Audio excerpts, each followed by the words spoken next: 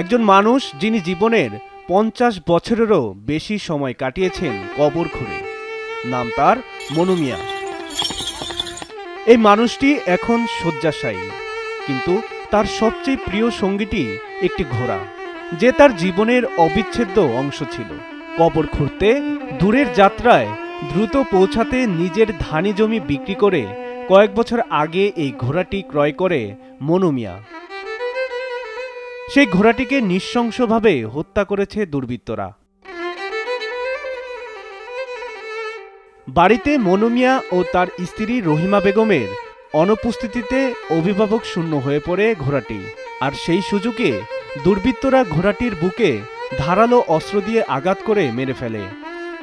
পরে গেল শুক্রবার সকালে মিঠামইন উপজেলার হাসিমপুর ৩৬ গ্রামের একটি মাদ্রাসার পাশে পানির মধ্যে মনু মিয়ার ঘোড়াটির মৃতদেহ পড়ে থাকতে দেখেন এলাকাবাসী। ঘোড়ার সাথে ঘটে যাওয়া বর্বরতার খবর পৌঁছায়নি মালিক মনু মিয়ার কানে, কারণ ঢাকার একটি হাসপাতালে চিকিৎসাধীন মনু মিয়ার শারীরিক ও মানসিক অবস্থার কথা ভেবে স্ত্রী ও স্বজনেরা তার কাছে গোপন রেখেছেন ঘোড়াটির হত্যা করার বিষয়টি।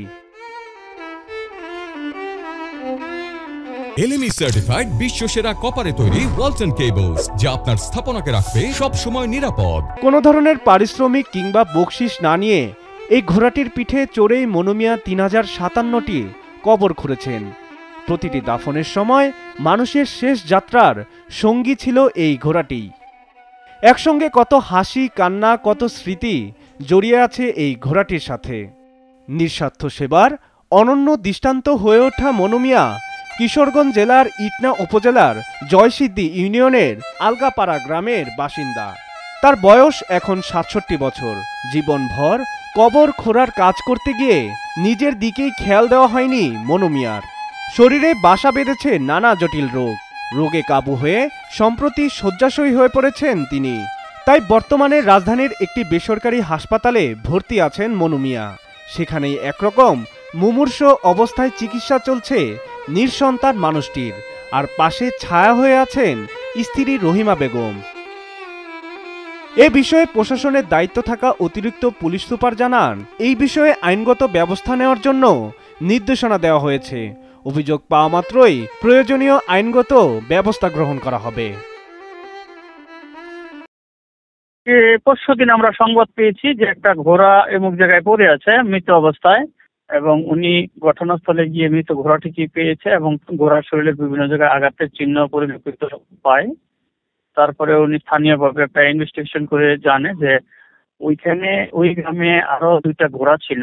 তো যেই ঘোড়াটাকে পাওয়া গেছে মৃত অবস্থায়, ওই ঘোড়াটা গত 1 সপ্তাহ যাবৎ ওই এলাকায় ঘোরাফেরা করছে এবং বিভিন্ন পশু প্রাণীকে আঘাত করছে, এবং যারা ঘোড়াটাকে মারছে আঘাত করে তাদের 2টা ঘোড়াটা যখন আঘাত করছিল তখন ওই 2টা ঘোড়ার যে লোকজন তারা আসছিল ওই ঘোড়াটাকে সরানোর জন্য। পরে তাদের একজনকে আঘাত করলে আহত হয়েছে। পরে ওই যে উত্তেজিত ওই এলাকার পোলাপানকে এই ঘোড়াটাকে আঘাত করার পরে ঘোড়াটা মারা গেছে। ইটনার মনু মিয়া নামের একজন মানব কর্মী ছিলেন, উনি বেশ কিছু মানবিকতার কাজ করেছেন। তো ওই ব্যক্তিটার ঘোড়া, এবং উনি প্রায় ৬৭ বছর বয়সের লোক, নাকি ঢাকাতে আছেন চিকিৎসাধীন অসুস্থ অবস্থায়। যারা এই যে ঘোড়াটাকে আঘাত করছে তাদের গার্জিয়ানরা আমার এখানে আসছে, ওনারাও এই বিষয়ে অনুতপ্ত এবং ওনারাও চাচ্ছে এটা তারা নিজেরা বসে এটা একটা সমাধান করার জন্য চেয়ারম্যান সাহেবের অফিসে। আমাকে বলল যে আমাকে আগামীকালকে সকাল 10টা পর্যন্ত সময় দেন, তারপরে আপনি যদি ভালো মনে করেন তাহলে ব্যক্তিগতভাবে ব্যবস্থা নিন। সাব্বির হাসান, মাছরাঙ্গা টেলিভিশন।